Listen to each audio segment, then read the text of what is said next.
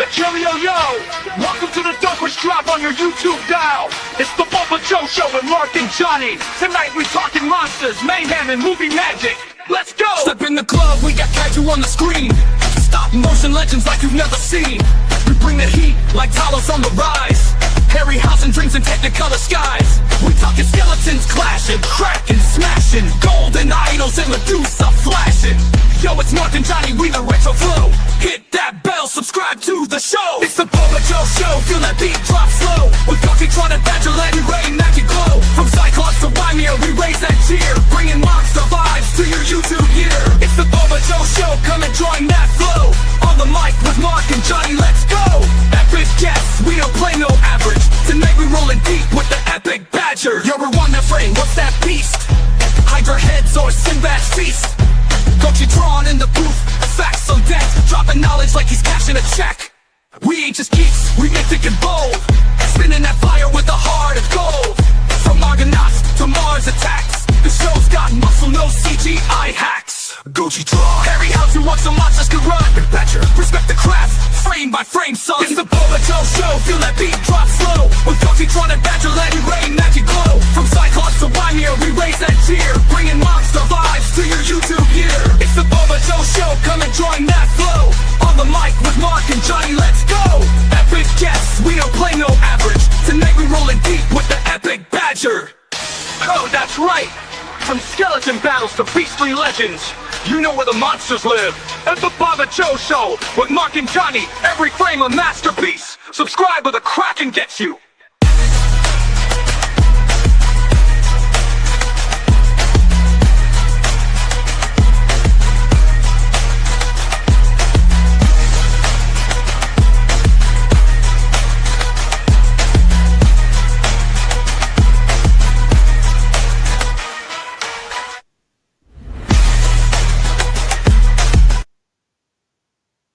Welcome to the Boba Joe Show. Welcome. New intro. Very snazzy. Yes, it's a very one-off, one-time ever intro for a special reason. Because we have two awesome guests. Do you want to let us know who these awesome guys are? Who it is. I'm afraid there's no way I can live up to the hype of that intro, so I'm going to have to leave now to avoid disappointment. So I'll see you guys. I'm going to have to take these off because it's making my eyes all foggy. That was just for the intro stuff. And to the viewers at home, please just give a like to this video for the simple fact that we're wrangling this from 4 different global time zones. This is an achievement. It's a logistical miracle. Badger had to get up at 4 a.m. to be on the stream, so please give us a like. I had to oversleep and then not sleep for I slept 3 hours and then I've been awake 20 hours, but I've actually been off work for a couple of weeks, so it doesn't matter. I could sleep for tomorrow. I actually have to travel back in time a day just to be here. One of those weeks, you know. And I'm not really here. Johnny's just on some weird medication at night, so he thinks I'm here. Yeah, it's just all a bunch of hand puppets, aren't it?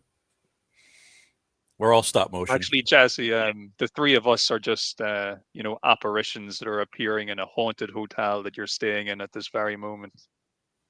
Yeah, you see, I'm here in person, but through the magic of dynamation, on this one screen, you have me here in the foreground, and the rest of you are just an image in the background, and it's all meshed together to make it look like we're on screen all at the same time. Correct. I think that's how the internet works. Mm-hmm. It is. The magic of YouTube. Awesome. What we're actually here, though, for today is to discuss Harryhausen, Mr. Harryhausen, because I believe we're all fans of his work. We love his creature effects and all the magic he's brought to the screen over the years. I know a lot of his stuff was kind of like a childhood staple of mine. I kind of associated deals with like Saturday and Sunday movies where you'd see all the, they do reruns of Sinbad and Jason and the Argonauts and all these great movies from back in the day. So Johnny and I thought it'd be a good idea, 4 of us get together since we're all enthusiasts, and have a wee chat about him. Mm-hmm. So I suppose we'll let you kick off first, Carl. When did you kind of first become aware of the man, or what was your first introduction into his to his work? Well, it would be about the mid '70s. Same time I got familiar with our friend from Japan. There was a show I watched every Saturday afternoon called Creature Double Feature, which would show 2 monster movies for a 3-hour block on Saturdays after cartoons, of course, because you can't miss cartoons. So in that cycle of films, there was all the Toho and Japanese stuff. There was the Hammer horror films, and there was a bunch of Harryhausen stuff as well. I just didn't know who he was at the time. As I grew older, I understood that, it was the same man that was creating all these different things. Beast from 20,000 Fathoms, Came from Beneath the Sea, 20 million Miles to Earth. And, I became a fan of the man after I knew who he was and what he did and what his influence on pretty much everything we enjoy was. I mean, he had such a great career. Seeing King Kong, the original King Kong, in the theater when he was 13 years old, seeing that film and saying, I want to do that, going about doing that with full support from his family. He ended up meeting Willis O'Brien, the man who did the special effects on King Kong, who gave him pointers on how to improve his work, continued on with his career, worked with Willis O'Brien, and then pretty much took the torch from O'Brien and continued with it. And Harryhausen was so influential on everything we know from Lucas and Spielberg and Dennis Muren and all the greats of science fiction and fantasy cinema. So, yeah, I'm a huge fan of Harryhausen, and not just his work, but the impact he had on everyone else's work to make things that we love. What about you, Jesse? When do you first remember coming across his stuff? The first films that I think I really first associated with Harryhausen were the Sinbad films. Growing up in the 90s, so I missed it when they all came out originally, but my mom and dad always had older channels playing reruns of older movies, and so I would watch Sinbad anytime it was on because I just was fascinated by the creature work. Anytime it's like the fight with the Cyclops and the dragon, or the Medusa, not the Medusa, the snake lady, when they're playing the flute at the beginning of one of the films. Mhm. Just all the amazing creature work. And the name Harryhausen was often associated with those Sinbad films. Like, whoever was hosting, because at this time, channels were typically, these monster films were being hosted by somebody who would then talk a little bit about each of these films as they were played. But he would constantly mention Harryhausen. And then Clash of the Titans, same thing. So he started to name associate Harryhausen with a couple of specific films. And that's all I really knew for a while, until I started to get into other types of monster films in which I would sort of recognize his work just because the quality was so good. And then I would go and look it up and find out, oh, yeah, Harryhausen did this. A good example is Monster Island. I thought I was just watching a Civil War film where they were running away in a hot air balloon, and then suddenly they're on an island and there's a giant crab attacking them. And I'm like, that crab has amazing frames per second. And I look it up and it's Harryhausen's work. It's like, yeah, that makes sense. That all checks out. Yeah, that Mysterious Island is something else. I was like you. I was just a wee kid watching it. Starts off, yeah, it's a war movie. There's a battle going on, and then 15 minutes later, you're watching them on a beach fending off a giant crab and all this other crazy stuff that's going to happen. What about you, Johnny? What was your kind of first introduction to his stuff? Yeah, I was thinking about this earlier today, and thanks for kicking that off with our two guests, because that was the number one question I thought was going to kind of start with. Anyway, I kind of got two different memories from different times. One I think of immediately, another one I have to really think, and that kind of came to me because it was from when I was really young. So the first memory is kind of like late 80s Golden Axe Sega arcade game. You fight these skeletons about halfway through it, and they've got the shields and the sword, and they're very specifically based on the Harryhausen skeletons from the movie, and I forget exactly which movie those ones are. I always mix up whether it's Jason and the Argonauts, Jason, or whether it's the other one. But anyway, that scene I remember seeing on repeats at my grandmother's place on the weekend as a kid, and I remember seeing the skeletons like swinging at the guy and all this, and so that was my longest strong memory of the Harryhausen animation thing for most of my life. And then I remembered actually in primary school when we were about 5 years old, they showed us Clash of the Titans, the full version, or international or European, because there was some naughty stuff in there too, I believe. And that had all the all the Greek stuff, but like I remember the scene at the end with the mirrors and the Medusa turning the people to the stone and the reflection and all that stuff. But that I forgot, the memory was gone for probably over 20 years, and I just kind of like slowly remembered it again, because well, when you're really young, you don't always recall stuff. It's kind of fragments and bits. But yeah, so they actually showed us the whole thing in like a school assembly hall, and they had it up on a little projector and everything. So it was like a big thing. It must have been like an end of year thing. So we didn't normally watch movies in school at that time. So that was pretty awesome. That was when teachers are like, all right, teachers just get to do nothing for the day and put a movie on for the kids. It's like, oh, we're going to kind of have a half day. You can't go home, but now we're going to watch Temple of Doom.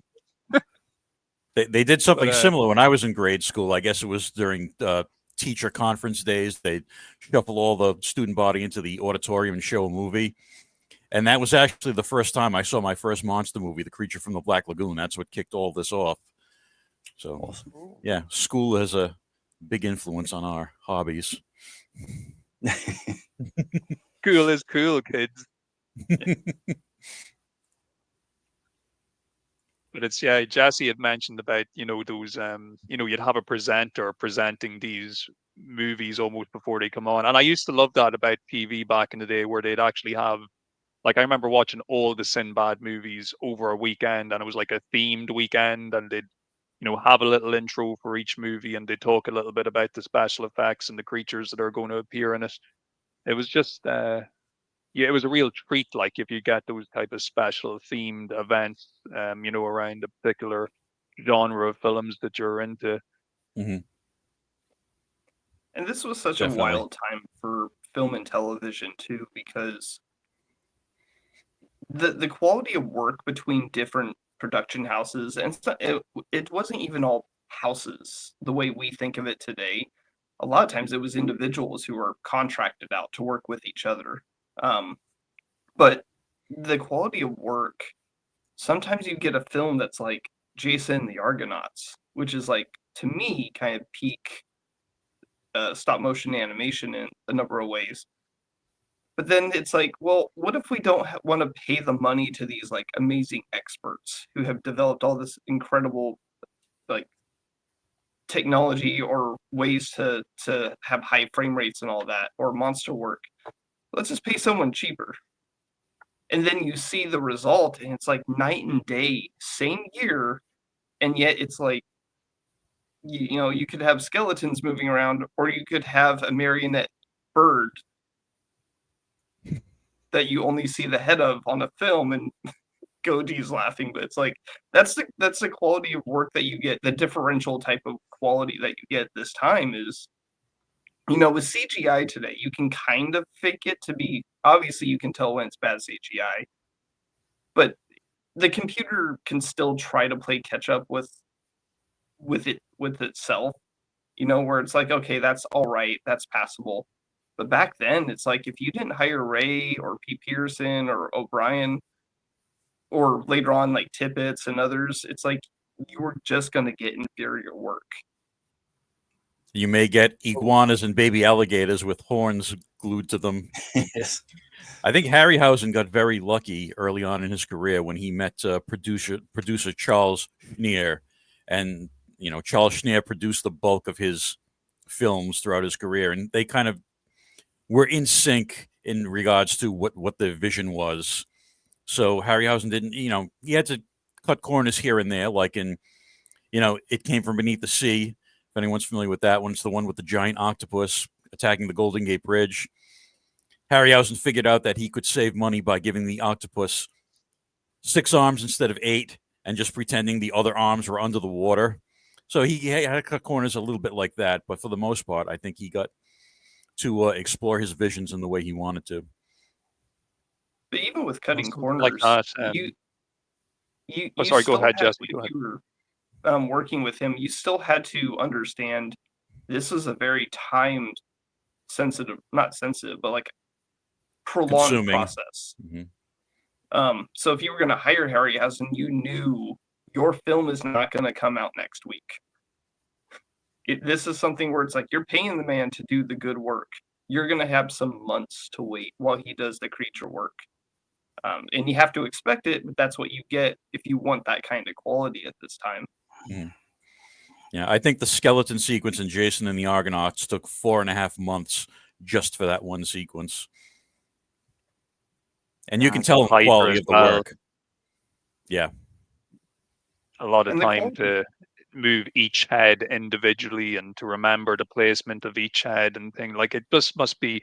And when you think about it now, like, I know like CGI is great in many ways as a tool to create stuff and fill gaps here and there, but like Harryhausen was real genius when it came to how to set things up and how to integrate like live people with stop motion characters and have it kind of happen seamlessly like that. You know, that Jason and the Argonauts, the skeleton battle, the way they have it with the stunt guys are there to do the kind of walkthrough with the actors, and they pretty much choreograph it, you know, move by move, and then it's going to be matched up later on with the movements of the skeletons. Like, I think that's insane that they were able to get it that fluid using that technology at the time, and it looks so good. I don't even think you could pull that off with CGI. Like, And I it's amazing. appreciate that Harryhausen would allow the human element to be on screen up to the millisecond it still needs to be there. I'm thinking of a scene from one of the Sinbad films, or actually 1 Million BC has a scene too where the pterosaur Mhm. picks up a woman, but at each of these scenes, even the Sinbad one where he gets picked up by his boot, until like the creature touches the human actor, it's the human actor, and it's only for a split frame where it's like the boot is now a clay boot or whatever material he's using at the time, and he lifts up the actor. Mhm. So he wants the people to be on there as much as possible. He doesn't want to replace everything with stop motion, but he finds this like perfect balance of he doesn't want to draw you out of the realism of it. So he keeps the people on screen as much as possible, even though you would think someone like him would want to have his work featured more often, but it wouldn't really work for the storytelling. It would pull you out of it if suddenly the whole character was a fake, clay person. But if the pterosaur's flying away with someone, then you could budget a little bit with a clay individual. Mhm. He also had the ability to give his marionettes personality, which is something that's kind of lost in CGI, I think. So going back again to Jason and the Argonauts, the bronze giant Talos, when he's in his death scene there, when the ichor is flowing out of his ankle and he's clutching his throat, there's this inanimate, emotionless giant, but you can sort of feel what he's feeling through the type of, movement that Harryhausen gives him. I think that's kind of a lost art when it comes to CGI. We can make things look realistic a lot of times, but they don't have the personality they did back in those old films. Well, Talos, something, as fantastical as that, like a giant man of bronze. And you can, like, when you say it, it sounds like something that, well, there's no way that can look realistic in any way, but he manages to present it in such a way. Like, that actually kind of freaked me out a bit as a kid, that entire moment, from the moment that Talos awakens from, chasing the Argonauts on the beach to, pretty much overturning the boat. That really freaked me out as a kid, because we used to have these like bronze statues in my house of just like random, like kind of historical looking figures and stuff. And I always looked at them kind of funny for a while after that. The Talos bit really unnerved me. But even just the whole, the stilted movement, like it's like metal bronze rubbing off bronze, creaking along. It's just really, Yeah, the really detail and the something sound effects special. as well, with that creaking metal every time he moves a joint. And it was also Fantastic. amazing how he could have made it move like the Cyclops in some of his older films, really fast and fluid, the way a biological creature would move. But this is a giant creature, not Godzilla size, but fairly tall. It moves very slowly because when you're that big and you have that much mass, you're not going to be that fluid. So it makes it feel like there's a lot more weight under that marionette towards you feel like it's a giant, hundreds and hundreds of thousands of pounds or whatever that thing may have weighed. Was his father, wasn't it, who helped him engineer the marionette bodies early on when he was constructing his kind of initial models and stuff? And then I think his mother helped sew a lot of the Yeah. materials and stuff and do a lot of the soft goods. So Mhm. it's pretty Yeah, cool that he had that support from both parents to kind of help different aspects of the projects he was working on. Yeah, definitely. He did a lot of that stuff. I think he did most of it in his house. He didn't have a studio. He would bake the skins of the marionettes in his kitchen oven. And like you said, his father would create the armatures. His father had some engineering capability. His mother would sew the clothes. It was sort of a family project, which was awesome. Support your kids, folks. It'll pay dividends. If little Jimmy's in the basement messing around with his models, stick your head in, have a look, ask him what he's doing. Who right. knows? What's this from, Johnny? This picture? There's all these images are just some of the actual armatures and models and whatnot from an exhibition in the UK. But that one's, I assume that would be the Pegasus, just because it's a horse-shaped thing. So, unless it's a non-mythological horse, but could be the I don't know how big that is from the picture, but it could be the Eohippus from the Valley of Guanji as well. Yeah, could be. What's interesting is having worked at the university museum, geology museum, that four-legged animal has very similar features to camels and some early horses, but it tells you like this is how you can get such good detail in terms of anatomy when having an animal move. Mhm. It's not just one wire frame for the neck, it's all these little pieces representing parts of the spine, and he can keep the animal moving in a way that feels realistic without overdoing it. Yeah, I think that's one of the pieces of advice that Willis O'Brien gave him early on when he was still learning is, study anatomy, study how things actually move and look and the musculature and all that. Yeah, we were very fortunate with that time, essentially, because, we think of Harryhausen as, this person who does all this work, but Harryhausen was working with O'Brien, who, if you haven't looked up his biography, all the different work he's done everything. Fisherman, miner, geology, not expert, but like he'll take people out to Crater Lake. He learned a lot, imparted it all onto, Harryhausen and Pete Peterson. Pete Peterson spent a lot of time on animation and locomotion, so like creature locomotion, imparted that onto Harryhausen. Harryhausen also got the formal education through LA City College and I think USC, Southern California, where you learned anatomy and all this other stuff. So to get to where you have Harryhausen, it's his own ingenuity, but you have the background of several amazing people, plus a formal education in anatomy, in artwork, plus his time in the U.S. Army, where he worked on different media. I can't remember exactly what. I haven't looked too deeply into the Army part. Just to get Harryhausen at his earliest stage. And then he gets all that experience built up over time. And to duplicate that would be very difficult with another individual. Mhm. Yeah, I think in the Army he may have worked with Theodore Geisel, Dr. Seuss, on something he was doing called Private Snafu, which is a whole other topic. But yeah, all those World War II propaganda films and training films and such. Carl had shared with us.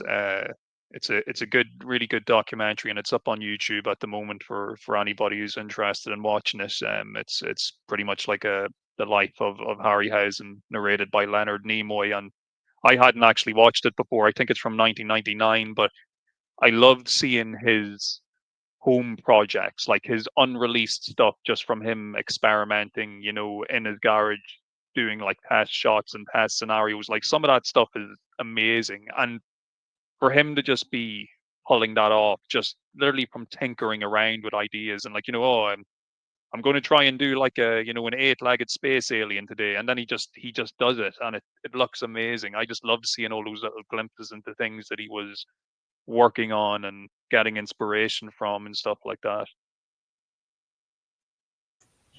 Yeah, that doco that Carl linked, I'll chuck that in the show description. So if anyone's listening to this and thinking, I can't find it, click on description and look at the top of the list of links, and I'll put it in there so you can find it.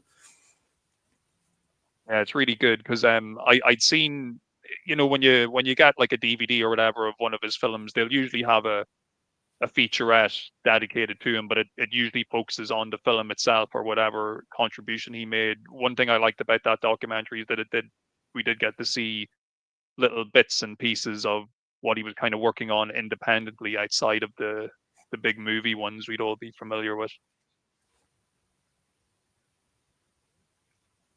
There's another good documentary about Harryhausen. It wasn't on YouTube. I couldn't find it, but it should be on Tubi to view for free. It's a more modern one, and it interviews the one that was on Blu-ray a few years ago. Yeah, they have interviews with a lot of the people that he influenced, like Spielberg and Peter Jackson, Guillermo del Toro, and like that. I believe it was made after his death.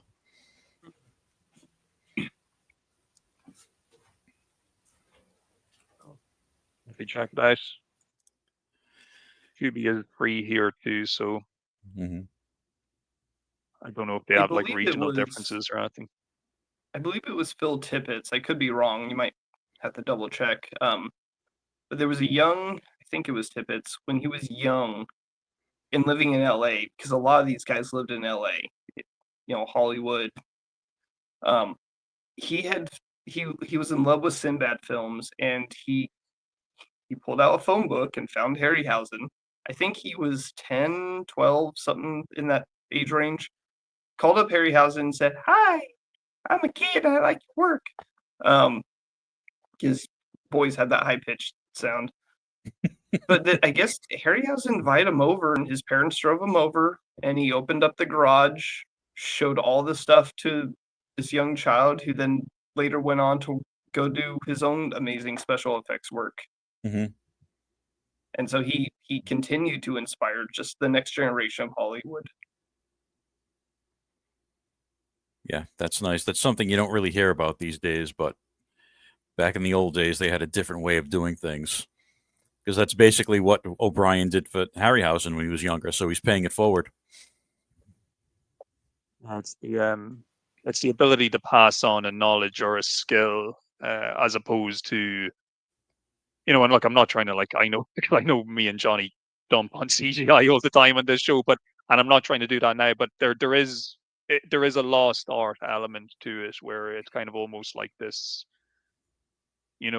alchemy magic skill that's been lost now to technology, where like that example we were talking about earlier with the skeletons, like it would be these days they'd just have guys probably in green bodysuits, and then they just layer them over with whatever creature or thing they wanted to put in the scene. Like to be able to kind of work out the complexities of like setting up exact movements and the locations of where a person has to be standing, what direction they have to be looking, even things like shadows and things like that, you'd have to take into account when you're doing it all kind of by yourself in like an analog fashion with no software to help you. I just think it's an amazing skill to be able to create something like that.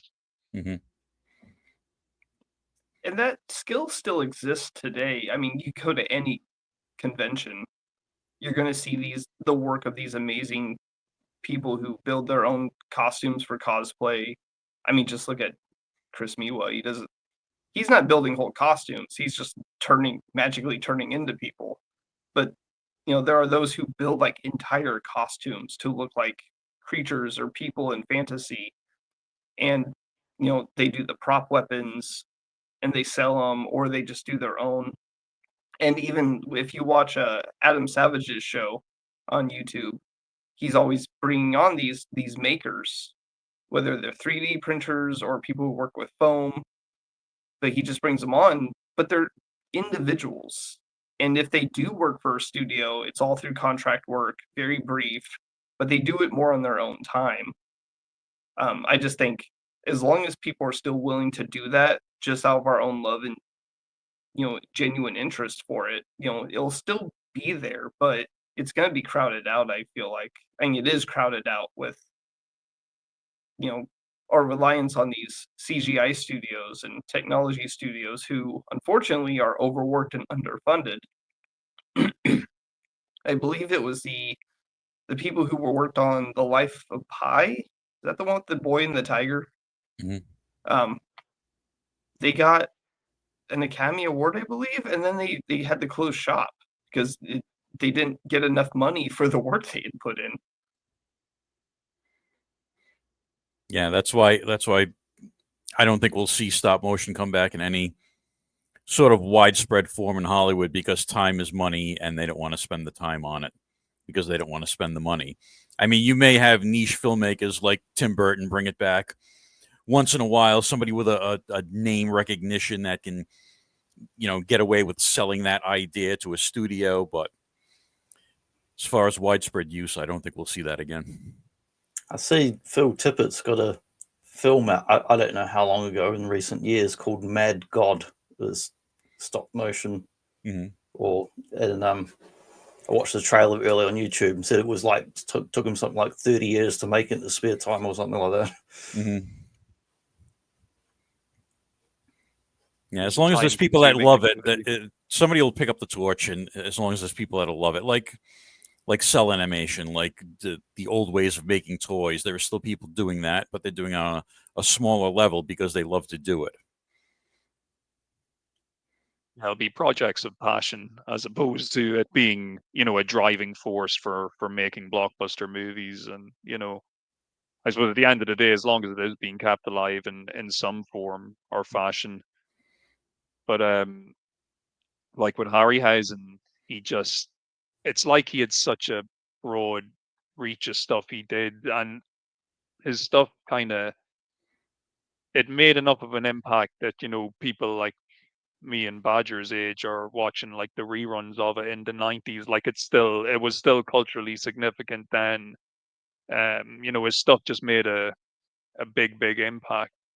I love this owl here from Clash. It's beautiful actually when you see it up close. It's a crime that not a lot of toys got made from Harryhausen stuff. Like, there's plenty of collectible vinyl figures, models, things like that. But as far as actual toys, we only got that very small Clash of the Titans line in '81, and that was it. And they didn't even include Bubo in that line. They were going to, but the line got canceled. So I think we need a Liam Neeson Clash and repaint them. No, not a good option.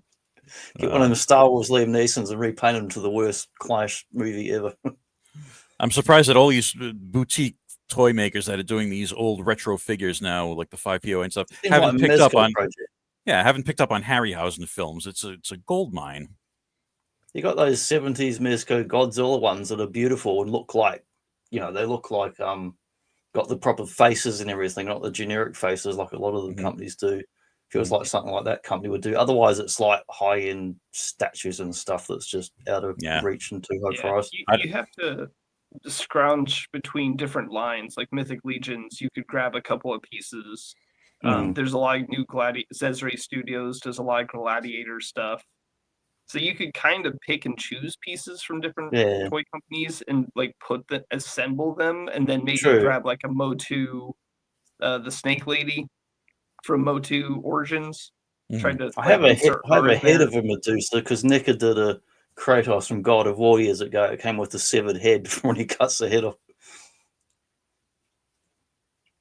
Marvel Tech back in 2015, 2016, they got the license to release the Skeleton Warriors from Jason and the Argonauts. I actually managed to get the set. Now, it's not the type of thing you could easily like army build. They were quite expensive, so I only managed to pick up one set that you can make, you know, 2 warriors out of. But they were really nice models, like really nice attention to detail, and came with a nice little booklet with pictures from the movie and stuff. So there has been like the odd thing released, but yeah, overall it's been a real kind of missed opportunity for makers to put out Harryhausen, you know, adjacent or themed stuff.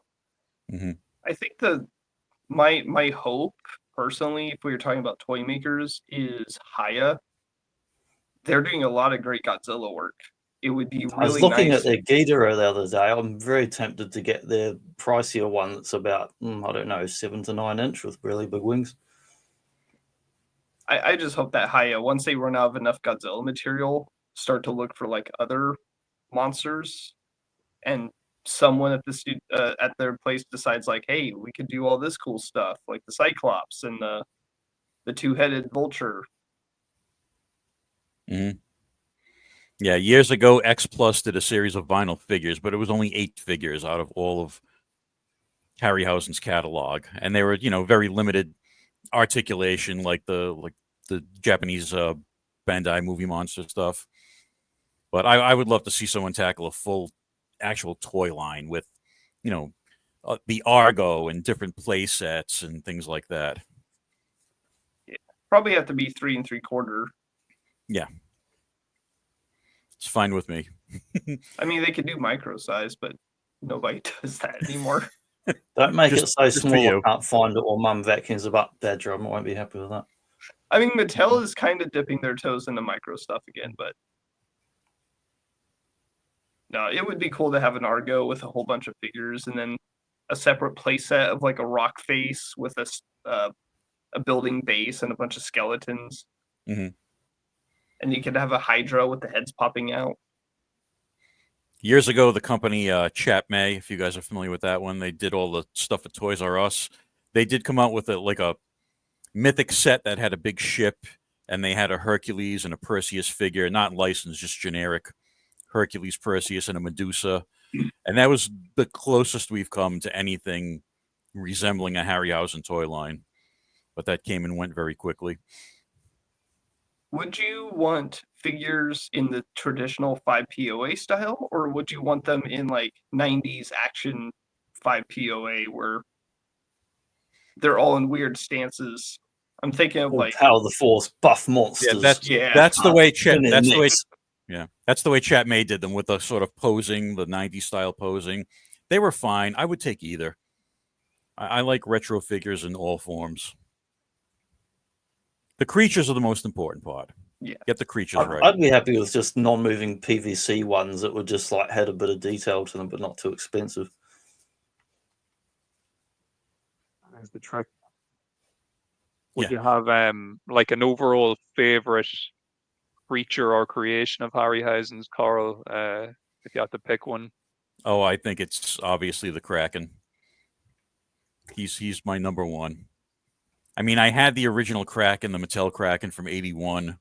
Beautiful toy. I should never have sold it. I kick myself every day. Had that whole line.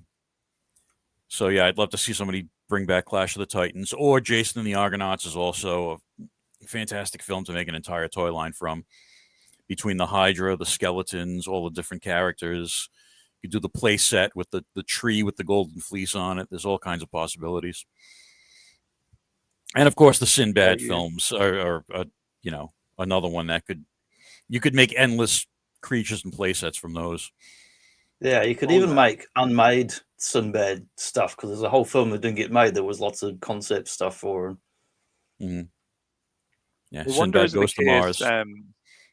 Is like obviously Harryhausen, he would have worked with like probably the same studio a lot, but different studios for certain films. I wonder, is there like a licensing thing with you know, certain studios own the rights to some of his stuff, others don't. So if they are releasing bits and pieces, it's just, you know, something here, something there, as opposed to like a comprehensive line, because they just don't want to do the licensing agreements to be able to pull everything together that they Right. need to Yeah. kind of do a full You would line. have to have all the licenses fall under a big brand like Warner Brothers or something, or Mhm. Paramount, in order for you to be able to get that kind of license. Otherwise, you gotta pay a lot of money to spread it around.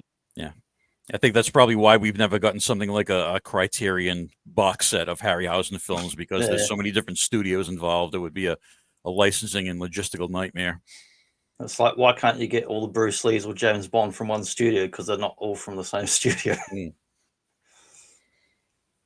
What about you, Jesse? Did you have a favorite kind of Harryhausen creature or creation that is like your number one?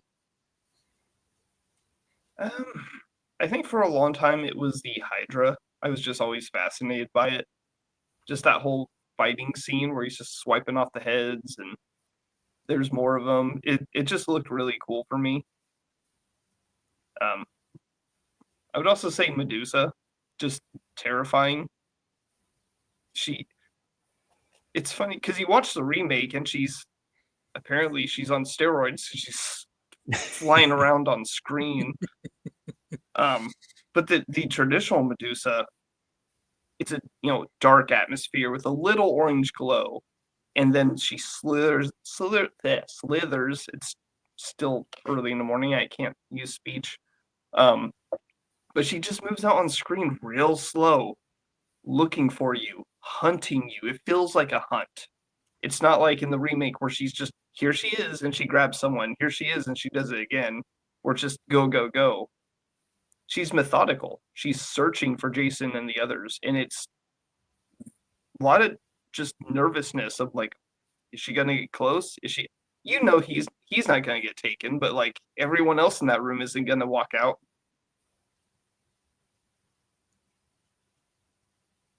No, like I'd probably be in agreement with you with having the Hydra as one of mine. I just thought it was awesome, especially as a kid. I was like, totally enamored by it.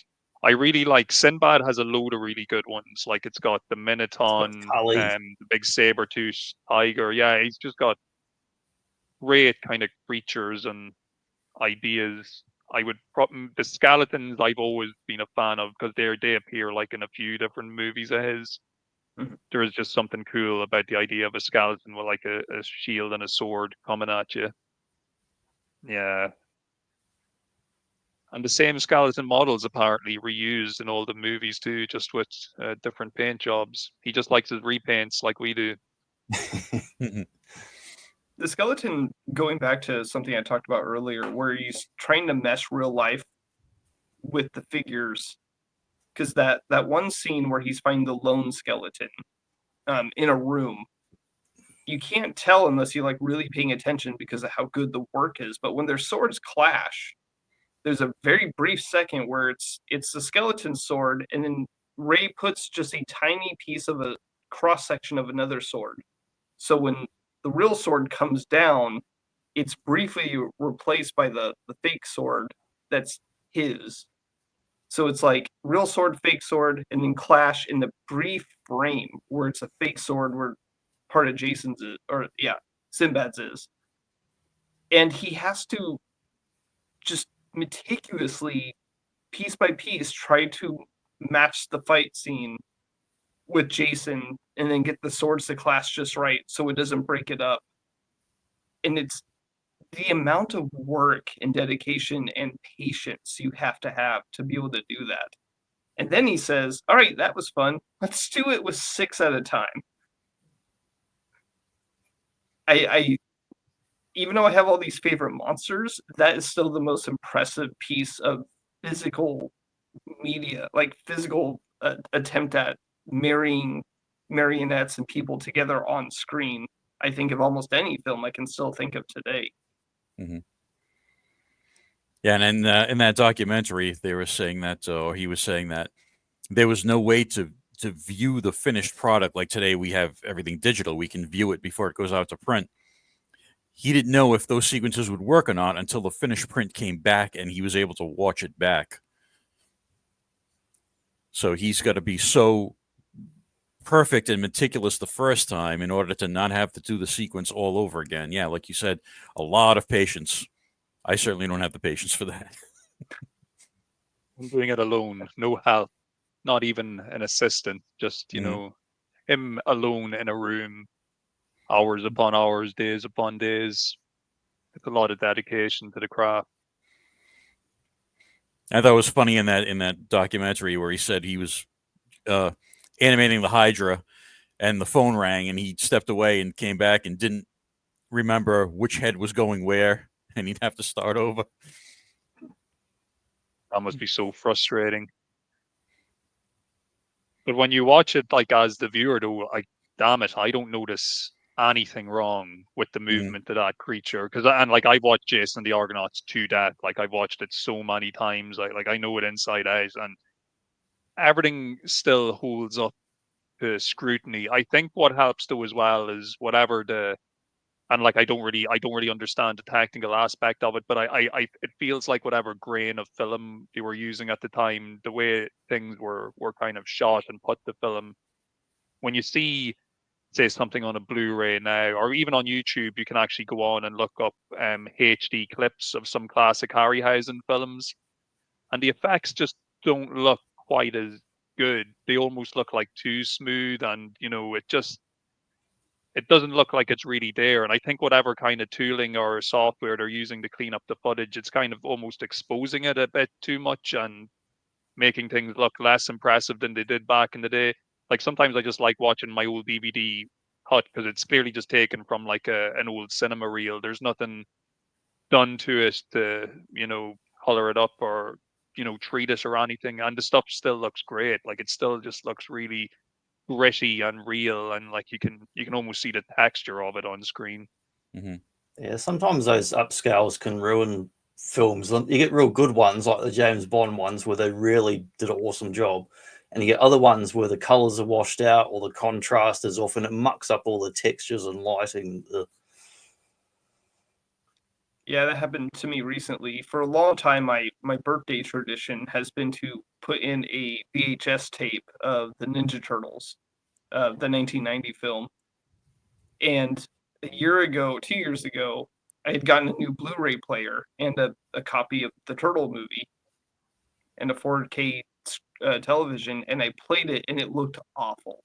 It was oversaturated. It was trying to fill pixels in where it didn't need to fill them in. It just, I had to go back to the VHS tape because it just looked normal to me. Because it, you know, it's exactly as you saw them shoot it on screen rather than trying to manipulate individual pixels to be more perfect. It just comes off as weird. But people are very tactile. We hold things every day. We know what something should feel like and, you know, touch and, you know, all of our senses. To see something too smooth, too shiny, and this is why early CGI floundered so badly, is just, it doesn't work for people who are so used to physical objects. We can tell how something should reflect in the light, how dull it should be when it needs to be dull, if there's no lighting or if it's a matte surface. Even modern CGI, it does better, but it's still not going to, you know, you give someone a CGI piece of wood on a screen, it's not going to be the same as someone holding up a real piece of wood. Seeing these miniatures, it works better because we have a sense of how motion should work and how a metal shield should look, and those shields are, you know, some type of metal, and it feels more right. So even we were when we were talking about Palos earlier and that kind of the stilted movement because of what he's supposed to be, this like giant bronze moving statue essentially. Even though his stop motion was designed purposely for him to move like that, I think a machine learning tool would probably see that as an imperfection, and then it would try to correct the movement a bit, which is why then we get these kind of weird looking effects when they go to clean up these films where the computer just thinks, oh no, it's a mistake that this is so herky jerky. I'm just going to make it all nice and fluid and smooth. And you even kind of see it where it will like autocorrect how people's faces look in movies. It might see like sweat and something as an imperfection, so it will smooth out the people's faces, and all of a sudden we've got all these kind of waxy looking faces and stuff. It You can watch just go a bit Alien, awry. everybody's an android now. Yeah, that Alien Blu-ray from a couple of years ago looked crazy. Everybody just looked like they had a really smooth, waxy face. Sounds delicious. And you still feel it today with films like the original Jurassic Park or Aliens with the Queen. You know, they could have done CGI for the T-Rex up close, but no, they built this Full massive scale. T-Rex head. And so you see the texture of the of the fake skin. It's still skin. There's still water running down it because it was raining, much to the detriment of that prop, unfortunately. And also the same with the Alien Queen. That was a full built prop with 2 people inside running 4 different arms. But you know, they were putting on the water, the texture, the slime onto it. If CGI tries to replace it, it's just not going to look right. And these films can last longer for us in terms of how we perceive it and the quality. Like, I can still watch Jurassic Park today, see that T-Rex up next to those kids in the car screaming. It still looks good because it's still a physical prop. It feels like it belongs on that screen with those kids. It doesn't feel outdated. Yeah, there's a happy medium that filmmakers have to find between practical effects and CGI, because, you know, it's like the difference between the Lord of the Rings trilogy and the Hobbit trilogy. Where Jackson just went total CGI in the Hobbits, and it just looks terrible. I saw that first Hobbit in the cinema. It looked, it was, and he also had the extra frames or whatever in it, and it just made it look awful. Yeah, and even the CGI is not too bad in the original Lord of the Rings, but it's used sparingly because it's always actors in suits and everything and physical props. I was watching the Battle of Helm's Deep, and overhead you have all the orcs, which are the same orc, just duplicated many times. There's a few points where you can start to see a little bit of the aging CGI there, but fortunately Peter Jackson didn't over-rely on it. And that's why, again, these physical propped heavy movies last so much longer in terms of quality and how we enjoy watching them than ones that are just too much CGI. I'm thinking Peter Jackson's Kong versus the 1976 Kong, 76. That one I still love. Peter Jackson's, the first half of it, just those little creatures and everything on the beach and in the jungle, just doesn't look that good. It's funny that the Jackson and the Weta Studios in Wellington got known for a lot of the CG stuff in the modern terms, because his low budget filmmaking was all practical. All his early stuff like Meet the Feebles and Frighteners and all that was all practical stuff. Got a bigger budget and access to new materials, so he went wild. Yeah. Actually, I'll tell you a quick fact about when they filmed the Frighteners. They actually filmed that just outside of Christchurch in the port of Littleton, like but basically the port that's over the hill next to the city of Christchurch where I grew up. And one of my mates bunked off school for a whole week trying to catch them filming, because he was a big fan of Michael J. Fox from the 80s and Back to the Future and all that. And we kept saying, did you manage to actually see them? Because it was raining all the time and they're all filming, but they're all in raincoats and you're just seeing the back of them. And he's like, I think I saw the back of his head once, so he doesn't know for sure, because there was only a small crew of that film. We often talk about how long it took Harryhausen to do his work. And we compare it with CGI, and CGI, you can just do it really quick. Except you actually can't, because as people today want greater realism and more effect work, basically you're adding more pixels to any creature and then more frames per second of what that creature does. So like it was the Superman film, the Snyder Superman. It was the World Eater. It was like a big which one had the snake? I can't remember. There was a big mechanical snake. Maybe it wasn't Superman. I'm getting it confused. But there was a big mechanical snake eating a building.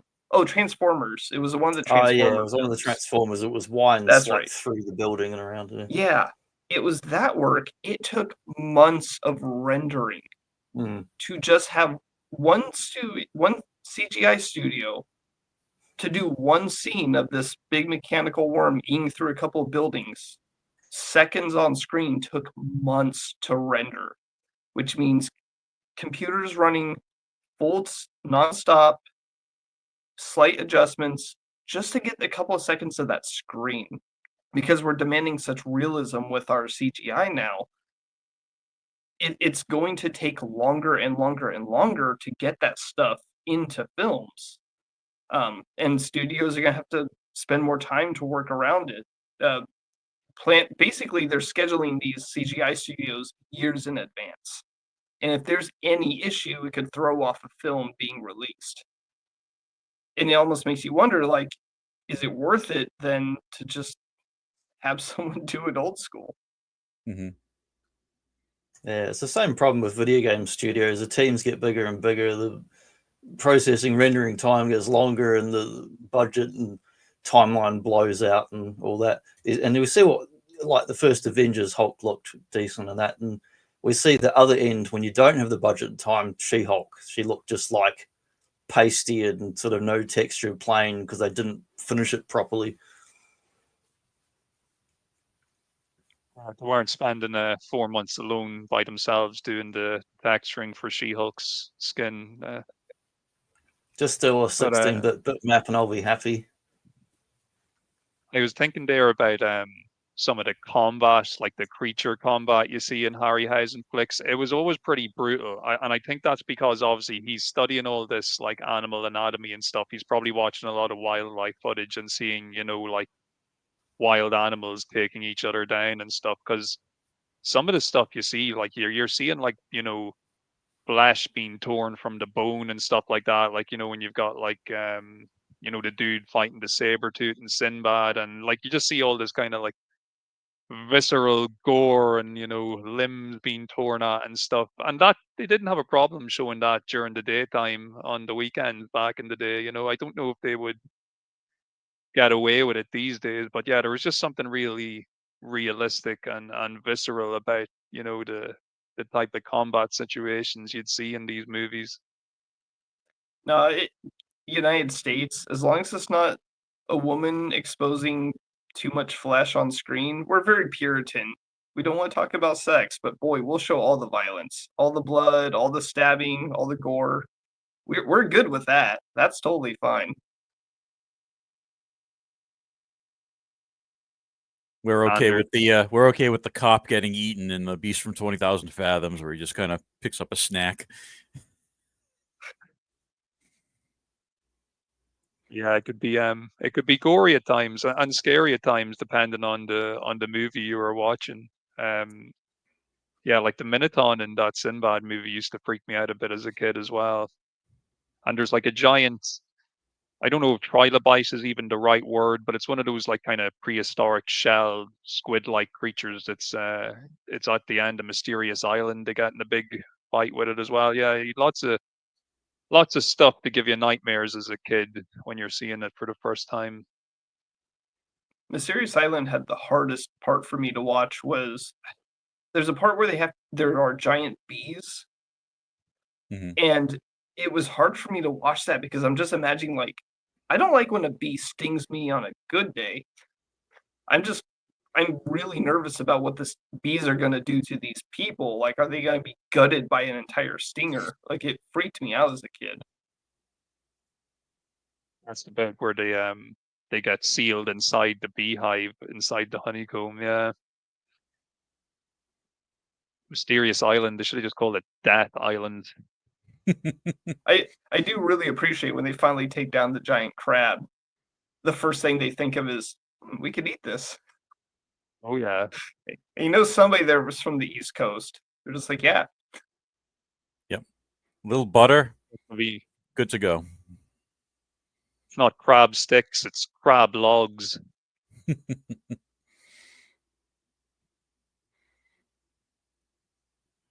Yeah, but what about you, Johnny? Any type of closing thoughts or I was thinking, impressions just of? as you guys talking about some of the favorite beasts and all that and monsters, like I really enjoyed the God of War video game series. Well, I will say I enjoyed the first two games in particular more than later games. And they have heaps of cool monster boss battles and Greek mythological monsters and that. But also the style of them is very much the old school Harryhausen style. Like the Cyclops has, as you guys were saying earlier, has like personality to it, even though it's a video game and it's graphics and all that. It has a real style and personality because they've clearly watched a lot of these movies and they've mimicked some of the movements and some of the animations that they do in the Harryhausen films. And the gore as well. It's like the skin coming off. Maybe that's how the magic kind of continues to survive. So yeah, you're not necessarily going to see it applied to stop motion, but if somebody can take elements from it and maybe apply it to something else like video game graphics or CGI or something modern, then there's no doubt that he's paved the way for these type of things, even if it's, even if the methods vary, like the work he's done has definitely paved the way for a lot of what we got today. So we talked about favorite Harryhausen creatures. What about favorite Harryhausen films? What's everybody's favorite? Badger, Sinbad. what do you think? Sinbad for you, Johnny? Which one? Yeah. Pretty All of much them? all. Any of them, all of them. I can watch them in any old order. And, I really do like Seventh Voyage, but I think I'm going to go to Jason and the Argonauts for the favorite film. There's just too much good stuff in that one film. I'm on that boat with you, no pun intended. Yeah, definitely on with Jason and the Argonauts. Though I'd throw Mysterious Island pretty high up in there as well, just because it was just I actually had the videotape of that as well, so it got a lot of rewatches back in the day. So, what about you, Carl? What's your numero uno? I think, well, Jason and the Argonauts, I think, is his best technical achievement. And I have a soft spot for A Beast from 20,000 Fathoms due to its influence on Godzilla. But I'd have to say my favorite is the only Harryhausen film I got to see on the big screen, which is Clash of the Titans. So that would be mine sentimental favorite. unfortunately, So none of those have Jane movie. Seymour in them. So, yeah. Oh well, you can't have it all, Johnny. My favorite There's has so much good everything. in It's that got guy. monsters, it's got ladies, it's got a heroic swashbuckling man. It's got some strange stereotypes that we don't think about too much now. Yeah, it's a bygone era, but it's good times. And like for me, I think if it wasn't for those type of movies, I would have had a pretty boring childhood, to be honest. Like it was either we had 4 terrestrial channels over here back in the day, and I'd no cable or anything. So these kind of weekend matinee runs of the like reruns of these old movies, they kind of kept me going during those long summer holidays, especially on the rainy days where I'm living. It's not exactly, sunning yourself down by the creek type of weather. It's like, you're going to stay inside or you're going to get soaked to your skin. So being able to like sit back and watch all this stuff as a kid, and it just kind of blew my mind, really got my imagination going. And yeah, I just loved this. Loved every moment of it. Sure bet seeing Lost in Space and MASH and Hogan's Heroes for the 20th time in a weekend, seeing a cool fantasy film and monsters and battles, much more exciting. More exciting than Hogan's Heroes? Yes. Wow. I know nothing.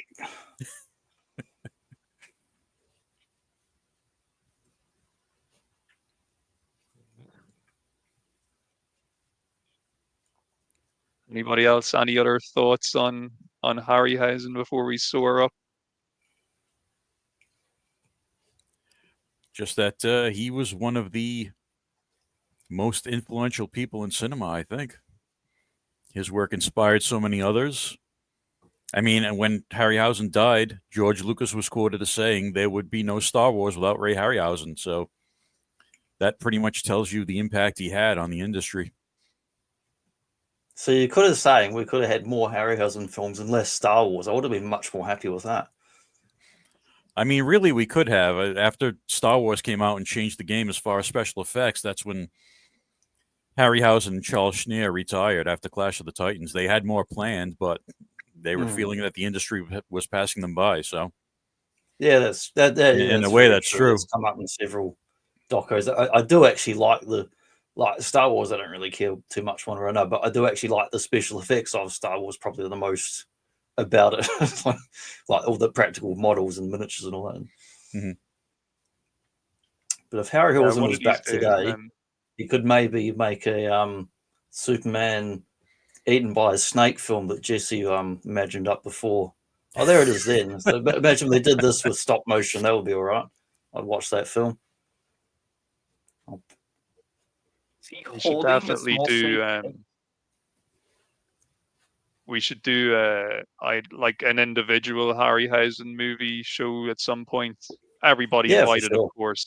But you know, we should actually do a dedicated Jason and the Argonauts and Clash the Titans, etc., etc. Add them to the list of stuff for us to jump into and do a deep dive on. Definitely. Skeleton looks awesome. No, good stuff. And thanks very much, Carl and Jesse, for coming on the show.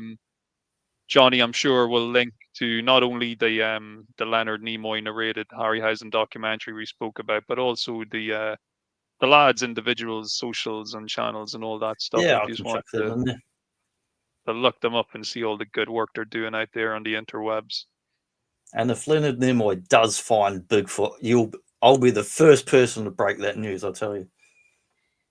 He's still looking. He's still looking. Mm-hmm.